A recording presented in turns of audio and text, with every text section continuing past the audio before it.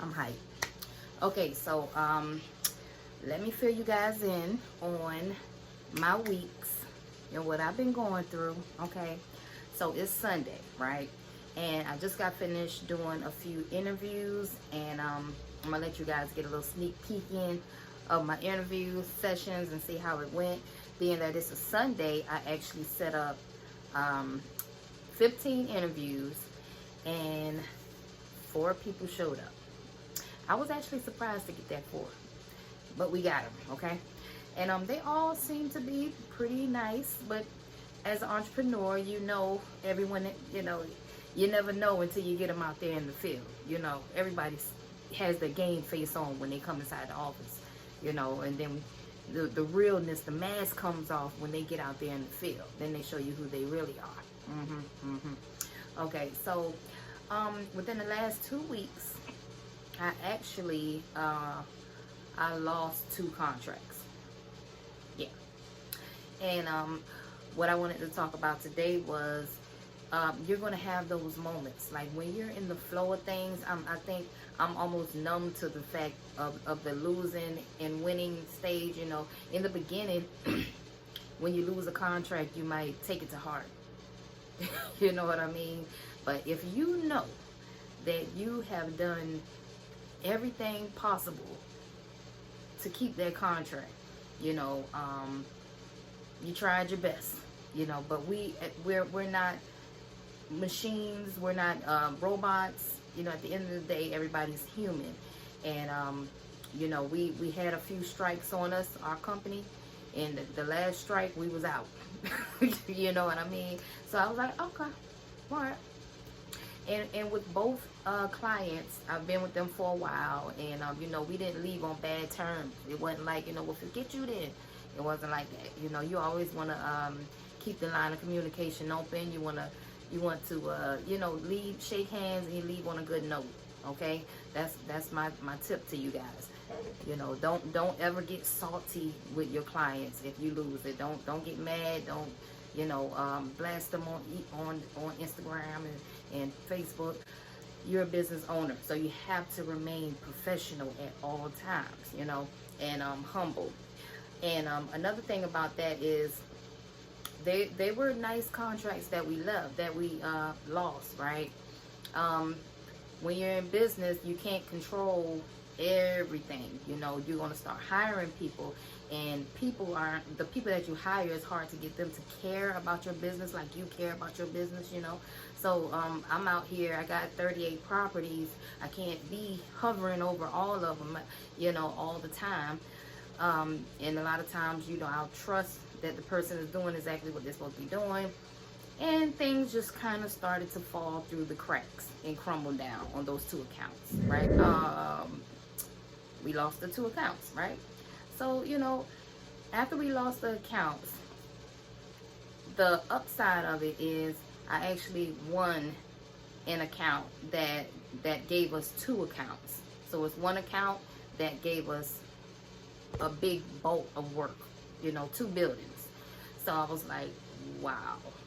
And the amount of work that we'll be having is actually more than what we already had. You know what I mean? So it's going to require me to hire a few new people, get them trained up and ready to go, but through the grace of God, this happened within 2 weeks, so it wasn't like I had to go out there and search for another client. I didn't have to go out there and oh God, I gotta hurry up. Although, I'm wired differently. So I may market just at the spur of the moment. I might throw an ad on Craigslist, or I might, just do little stuff at the spur of the moment. But I have systems created in my company that work when I'm sleeping. So the way this client found me, I wasn't manually advertising. I did no advertisement, but I'm already in the flow of things. You see what I'm saying? So when you create automation inside of your company that is automatically marketing for you, then You know, you got your stuff on Facebook, on Instagram, on Google. You already have your stuff all online everywhere. Just think about it. If you're a client and you own a Airbnb facility, where are you gonna go? Google. You'll probably go to Google and try to find a cleaner, right? That's how you have to think. So if that's where everybody's going at, that's where you need to obviously be advertising, right? You need to be all over there. You need to try to get on that first page, okay? But I say all that to say you have to stay in the flow of things. There's never a dull moment in your company. I've mentored people in the past that said, it's dead right now. And I'm like, no. See, it's never dead in your company. You know, for you to even say that is mind-boggling. Don't say that it's dead in your company because you're not doing no work. Okay, it's always something to do. Always something to do. I can find stuff to do in my company. You know, I run 2 businesses, and I'm in my office, and I could be home, but I can go home. But it's always something to do. You know, I leave when I get tired. That's when I leave the office. When I get tired and I'm ready to lay down, then I'll go. You know, but while I'm here, I'm not just on Facebook. I'm not just strolling Instagram. It's always something to do in your business. Always. Okay? There's never a dull moment. So once you get in that mindset and you get in the flow of things, like I said, like I told you before, sometimes I'll advertise just for the hell of it. You know what I mean? Just I have stickers on my car. You know, I still give my flyers out. You know, I'm just in the flow of being a business owner and telling everybody about my business and advertising my business, because everybody is a client. So when you get into the flow of things like that, when you lose a contract, you will win. The next one is right around the corner. It's right around the corner. You know, somebody's looking. Somebody's looking at you. Somebody's paying attention, and you just keep working. And remember, just it's never a dull moment. Don't ever say, oh, no leads coming in. Well, if no leads are coming in, honey, you need to put some ads up. You need to work harder, because see, it's gonna be a snowball effect. When you're already in the loop of things and you're already working hard, it becomes a snowball effect. You know, where leads will slowly start trickling in.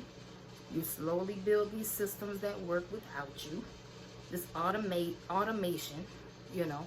And then even though I have automation in my company, hey, I'm still working, you know, on foot. So I hope that was able to sink in somebody's mind. I know we all lose contracts. I wanted to let y'all know I'm human. I lost contract. Hey, I ain't perfect, you know. I tried. We lost them, and I didn't beat myself over the head. about it. You know what I mean? I had a couple of shots, and was like, oh Lord, now I gotta find something. I was like, I gotta keep these people busy. Lord have mercy. You know what I mean? But mysteriously, that one just kind of fell in my lap, and it happened to be bigger than what I already had, the 2 that I lost. So, and it's all because I stay in the flow of things, baby. And I don't let it get to me, because, you know, being an entrepreneur it's a mental thing. You know, it really is a mental thing. You know, some people take things to heart and stop working. They get depressed, want to lay down, want to eat. When life start hitting them, you know. That's why I say only the strong survive, because people feel like this shit is easy. Oh, I can start a cleaning business. It's easy. Okay.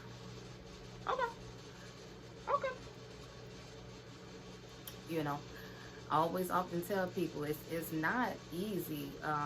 Yeah, anybody could clean a toilet.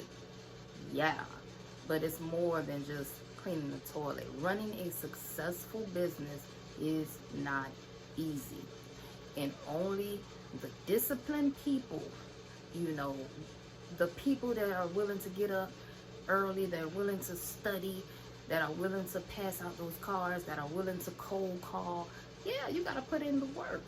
You know, I make the type of money that I make now because I put in the work. Okay, that's why. You know, and you just can't fold. A lot of people, I've seen them fold too soon. You know, because of life situations, and then they tap out. You know, so just think about it before you start that business. You know, just know that only the strong survive. You have to be ready. You have to be a beast. You know, and you win some contracts, you lose some, but you got to keep fighting. Every time I lose one, I'm on the hunt for another one. I gotta get it. I gotta get it. No, baby. But then take it as a learning experience. This is a lesson. Okay, this is a lesson. When you lose, that L stands for lesson. Learn. Okay, you learn from that experience. If you learn from that experience and beef it up, the next time we ain't gonna mess up. We ain't gonna mess up with this next contract. I got something for this one right here, baby. We're not gonna mess up on this one. Okay? Okay, so I got some plans for this one right here. So, if you guys are interested in my mentorship program, make sure y'all click the link, okay? Because yeah, we got some specials going on. I got a few mentees that are winning right now, so shout out to them, you know, winning all these walkthroughs and stuff like that.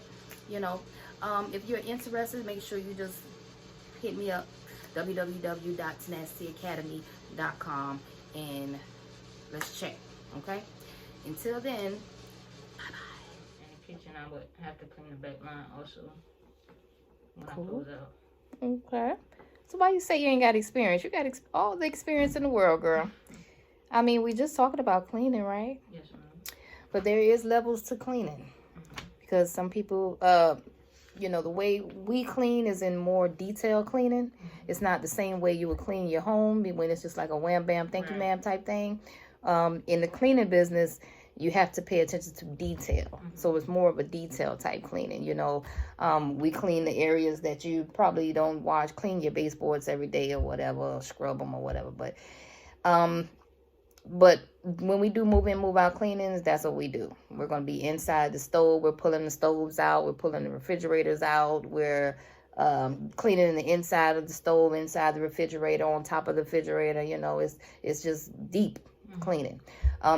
That's when we're doing move in, move out cleaning. Okay. When we do Airbnb cleans, it's a more detailed clean, but it's a more detailed general type cleaning. Okay. So what I mean by that is a deep clean is what I just explained to you as far as inside the stove, inside the refrigerator, you know, pulling out the appliances and getting behind the appliances. That's like real deep, right? Okay. But in Airbnb land, we do more detail because you got to think about it. These Airbnbs are already clean. They're being cleaned every day so they don't get that bad. You know what I mean? So you might walk into your average cleaner that's inexperienced may walk into an Airbnb and think that it's already clean because, you know, it looks good. You know, our Airbnbs look nice. They look really nice. But if you are an experienced cleaner, you can tell that it's hair on the floor. You know what I'm saying? You can tell that that the counters didn't get wiped because we'll wipe our hand on the counters to see. You know what I mean? So it's a basic clean, but you have to pay attention to detail. Right? So what type of hours were you looking for? Between 20 and